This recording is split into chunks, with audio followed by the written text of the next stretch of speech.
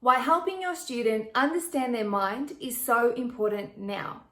How long are you going to let your students continue through their school life without ever being taught how their mind works and how to utilize their thoughts to work with them instead of against? Hi, I'm Ali Aurora, life coach, teacher, actress, and producer. Now, when I was a teacher, I discovered that even teaching all the way up to high school, students still didn't understand how their mind worked. And they were letting their mind tell them negative things that were controlling them, putting them in a really negative spiral and totally shutting them off from doing curriculum, being focused, or thinking that they were good enough.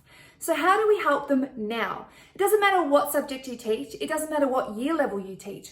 You can implement the strategies now to help your students understand how their mind works and how they can use it to work for them. The All of Me program teaches students that when they're having negative thoughts, they can actually disassociate from the feeling of the thought by thinking that their thought may be coming from a character of their mind.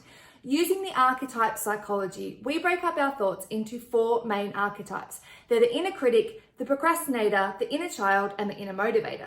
Now, depending on what thoughts your student are having, they may be coming from one of these archetypes. For example, if they're having feelings of I can't do it, I'm not good enough, no one likes me, they could be thinking from the inner critic. If they're having thoughts of I just want to give up, this is too hard, I just want to sleep in, they could be having thoughts from the inner procrastinator. If they're having thoughts like, oh, this is boring, I just want to play games, things from their inner child. Or they could choose thoughts from their inner motivator. The inner motivator can help them think things like they are good enough, they can do it, and if they just try their best, then that's good enough. I know there's not a lot of time in the curriculum to help our students think about their mental health, but think about this. If we continue to let our students continue on with every subject and every year level, this problem is not going to go away. I know adults that are still having this problem now. If I was taught these strategies when I was in primary school or even secondary school, I know it could have made a dramatic impact on the way I thought about myself, the way that I thought about if I could succeed or not, the way that I thought about my life.